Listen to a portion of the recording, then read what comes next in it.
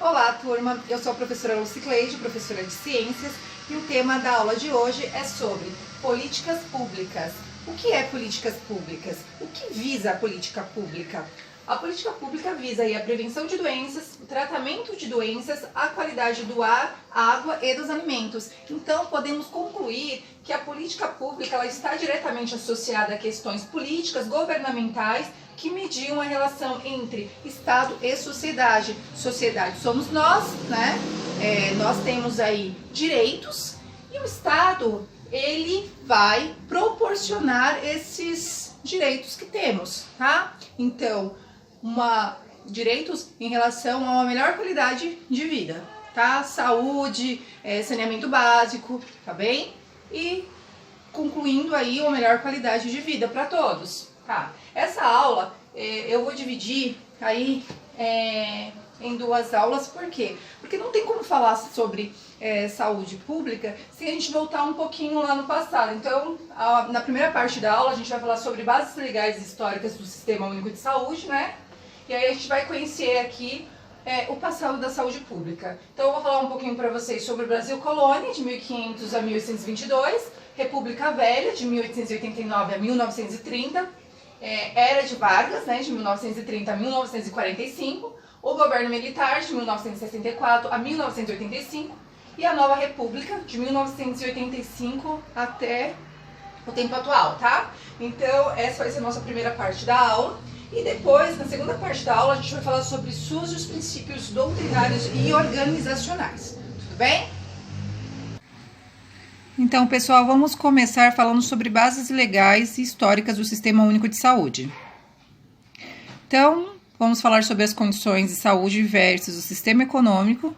Como eu já havia falado para vocês, a gente vai falar sobre Brasil Colônia, República Velha, Era Vargas, Governo Militar e Nova República. Então, aqui no Brasil Colônia, nesse tempo, a saúde praticamente não existiu. O modelo, ele era exploratório. Então, assim, não tinha saúde aqui, não tinha sistema de saúde. Nessa época, havia curandeiros e pajés, habilidades na arte de curar, né, com ervas e cantos. Então, esses eram os médicos, né, da época. E havia também os boticários, né, que viajavam pelo Brasil Colônia. Eles eram os farmacêuticos de hoje. Aí, com a chegada da família real portuguesa, em 1808, houve a necessidade, né, da corte forçarem a criação das primeiras escolas de medicina do país. Então, houve o Colégio Médico Cirúrgico no Real Hospital Militar da cidade de Salvador, Escola de Cirurgia do Rio de Janeiro para tratar da família real, e essas foram as únicas medidas governamentais até a República. Em 1808, né, houve aí, né, com a vinda da família real, a organização da estrutura sanitária mínima. Então, houve as preocupações aí com as questões de saneamento e com o exercício profissional na área da saúde, o controle sanitário dos produtos e estabelecimentos comerciais, combate à propagação de doenças e principalmente as epidemias que havia muito, né? Porque quem trouxe, na verdade, essas doenças para o nosso Brasil foi os próprios portugueses através desses navios, né? Aqui a gente tem um resumo aqui sobre a saúde no Brasil Colônia. Então, antes da chegada da família real no Brasil em 1808, a assistência à saúde era através dos curandeiros e pajés, né, que eram os práticos, padres jesuítas, isolamento para o tratamento de algumas doenças, né, então eles isolavam lá os pacientes, né, para tratar, mas não tinham recursos, tá, gente? Era mesmo repouso, né, sopinha, né, aquelas canjinhas e só. Após 1808, vieram também alguns médicos europeus, fundadas a primeira faculdade de medicina, né, foi fundada a primeira faculdade de medicina. O ensino era a normalização da prática médica em conformidade com os moldes europeus, né? Então, foi tudo de acordo com os moldes europeus. Aí, temos aqui a história da saúde no Brasil, Brasil Colônia e Império, né? Já é a parte da Colônia e Império, o predomínio das doenças transmissíveis, né? Aconteceu muito, por quê? Porque eles trouxeram essas doenças, né? Porque antes tinham os índios aqui e eles não tinham doenças, não esse tipo de doenças, né? Então, as primeiras ações de saúde pública que passaram a ser implementadas no Brasil eram voltadas para a proteção e saneamento das cidades, principalmente as portuárias, né? Teve o controle e observação das doenças, dos doentes, e dos ambientes também. Assistência ao trabalhador era uma consequência dessa política. Exemplo, a quarentena, né, que é o que a gente está vivendo hoje. Após a proclamação da República, em 1889, teve as políticas de saúde, ela ganhou mais espaço. Então, havia aí péssimas condições de saneamento, a que estavam submetidos os trabalhadores, prejudicavam o crescimento da economia. E aí viram isso, né? Então, chegou a hora aí de tentar mudar essa situação. Então, tinha aí epidemias que impactavam a lavoura do café e toda a base para o armazenamento e exportação do produto, dependendo do trabalho assalariado. Então, aí teve aí algumas doenças como febre amarela, peste bubônica, varíola.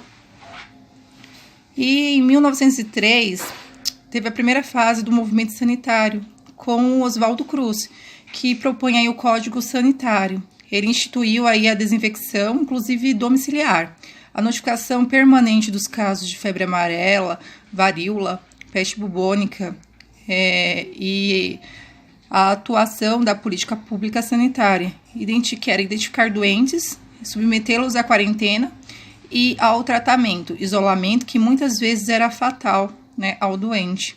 Aí houve a campanha de vacinação obrigatória. Gente, isso não foi de uma forma pacífica, tá? Foi aí de uma forma até muito assim abrupta, tá? Sabe? Tanto que por conta disso houve a revolta da vacina em 1904. Então, a natureza ela era autoritária dessas campanhas, gerou oposição por parte da população, dos políticos e líderes militares, o que resultou na revolta da vacina, né? Como eu falei, em 1904, que foi um movimento contrário à obrigatoriedade da vacinação contra a varíola. Então, assim, eles chegavam nas casas da população, então eles invadiam a casa, né? Então, eles obrigavam todas as pessoas que moravam na casa a tomar essa vacina, tá? Então, assim, tinha algumas pessoas que não queriam, mas da mesma forma teriam que tomar. Então, eles invadiam mesmo, eles começavam a fazer a desinfecção, desinfetar a casa, colocar passar produto lá para acabar com essa epidemia aí dessas doenças. Aí a revolta da vacina, né? O movimento contrário à obrigatoriedade da vacinação contra a varíola, porque era uma natureza autoritária dessas campanhas, gerou a oposição por parte da população, né, dos políticos e de líderes militares. Então eles foram contra aí Oswaldo Cruz. Esse aqui é o Oswaldo Cruz, né? E já na República Velha, a população não aceitou a imposição dele e ele foi afastado. Então, apesar do fim com o conflito, Oswaldo Cruz conseguiu resolver parte dos problemas e colher muitas informações que ajudaram seu sucessor, Carlos Chagas, a estruturar uma campanha rotineira de ação e educação sanitária. Aí, com a chegada dos imigrantes europeus, que formaram a primeira massa de operários do Brasil, começou-se a discutir, obviamente, né, com fortes formas de pressão, como greves e manifestações, um modelo de assistência médica para a população pobre. Assim, em 1923, surge a lei de Eloy Chaves, né, criando aí as caixas de aposentadorias e pensão. Aí, em 1910 a 1920, ocorreu a segunda fase aí do movimento sanitário, que tem ênfase aí no saneamento rural e no combate às endemias rurais, tá? Porque até então, a população rural ela não tinha direito nenhum aí à saúde, né? Em 1923, houve o início das caixas de aposentadoria e pensões, então teve assistência médica para os trabalhadores, né, e sua família, medicamentos, aposentadorias e pensões para os herdeiros. Apenas uma parcela dos trabalhadores do país passavam a contar com aposentadoria e pensão e assistência à saúde. Só valiam para funcionários urbanos, tá, gente? Os funcionários rurais ainda não tinham direito. Então, direito à assistência à saúde apenas aos trabalhadores segurados. Então, aqui a gente tem um resumo aqui das caixas de aposentadoria de pensão de 1923. Então, eram mantidas pelas empresas que passaram a oferecer esses serviços aos seus funcionários. O governo não participava das caixas, né? Então, eram dirigidas aí pelas empresas. A primeira delas foi a dos ferroviários. Aí, aqui, e o trabalhador rural? Por que ele não tinha direito? E quando ele passou a ter direito, hein? Então, a elite cafeicultora e Canavieira pressionou para que a novidade fosse limitada aos centros urbanos. O trabalhador rural ficou por muito tempo excluído de qualquer auxílio à saúde. Somente em 1963 foi criado o Fundo de Assistência ao Trabalhador Rural, que é o FUN Rural, que começa a prever aposentadoria e assistência médica. E aí agora a era de Vargas.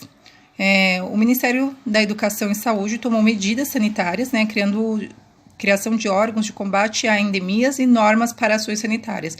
Vinculado à saúde e educação, o Ministério acabou priorizando a educação e a saúde continuou com poucos investimentos.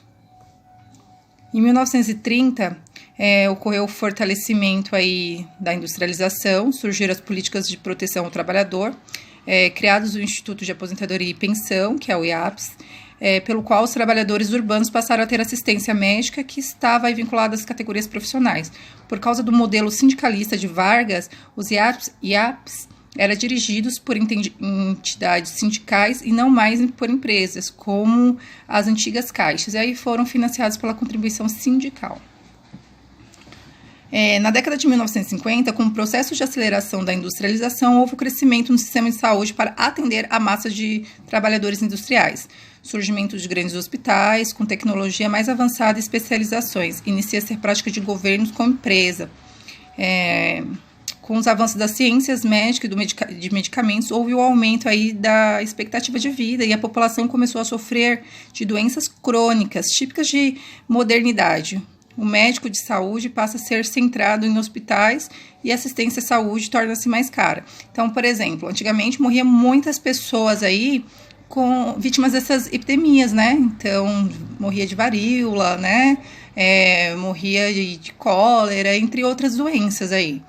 E aí, com essa assistência e a saúde, houve aí a prevenção dessa saúde, desse tipo de doença. Então, a população, ela começou a não mais ser vítima dessas doenças. E aí começaram a ter aí doenças crônicas, né?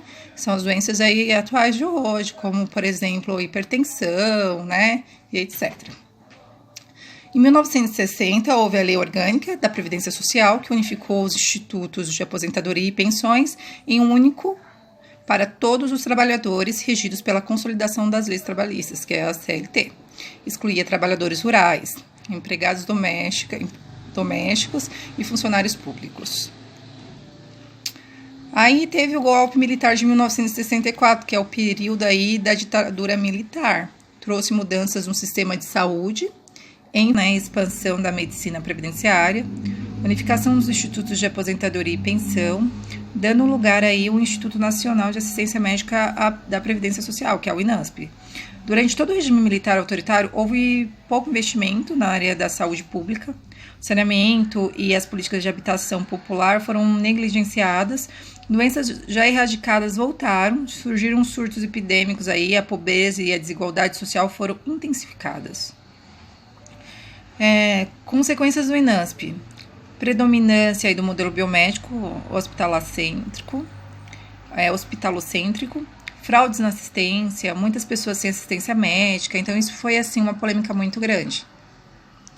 Em 1967, houve a unificação de institutos de aposentadoria e pensões e a criação do Instituto Nacional de Previdência Social, que é o INSPES. Surgiu uma demanda muito maior que oferta aí, né? Em 1978, o Instituto Nacional de Assistência Médica da Previdência Social, o INASP, como havia muita demanda do governo, foi pegar a rede privada pelos serviços prestados à população. O INASP ajudou nesse trabalho de intermediação aí dos repasses para a iniciativa privada. Toda essa política proporcionou o crescimento acelerado na rede privada. De 1969 a 1984, o número de leitores privados cresceu cerca de 15%, de 74.543 em 1969 para 348.255 em 1984. A medicina era curativa, poucas medidas de prevenção e sanitaristas foram tomadas. A mais importante foi a criação da Superintendência de Campanhas de Saúde Pública, que foi o SUCAM. Quando eu falo que a era preventiva, não era só curativa, não era preventiva. Eu quero dizer assim, pessoal, que ele estava doente, né? Que o médico, ele proporcionava ali, ele tentava proporcionar, ali o tratamento contra aquela doença, mas ele não tinha aí um trabalho de prevenção contra essa doença, tá bem? E aí depois houve a reforma sanitária, no início da década de 1970, conjunto de ideias que se tinha em relação às mudanças e transformações necessárias na área da saúde, grupos de médicos e outros profissionais integraram discussões políticas, resultou aí na 8ª Conferência Nacional de Saúde, que foi realizada em 1986. E aí as propostas da reforma sanitária resultaram finalmente na universalidade do direito à saúde, oficializado com a Constituição Federal de 1988 e a criação do Sistema Único de Saúde, que é o SUS que a gente conhece hoje. Então, aqui na Nova República, em 1986, na 8ª Conferência Nacional de Saúde, a realização dessa Conferência Nacional de Saúde, com intensa participação social, deu-se logo após o fim da ditadura militar, iniciada em 1964, e consagrou uma concepção ampliada de saúde e o princípio da saúde como direito universal e como dever do Estado. Princípios esses que seriam plenamente incorporados aí na Constituição de 1988. Pessoal, aqui é um link, né, que vocês podem aí pesquisar, né, descobrirem aí mais sobre a história aí do SUS, tá, das políticas públicas, né, como eu falei para vocês, eu dividi essa aula aí em 2 partes, então essa é a primeira parte, e aí eu espero vocês na segunda parte aí, que eu vou falar sobre os princípios doutrinários e organizacionais do SUS, tá bom? Muito obrigada, beijo, até a próxima.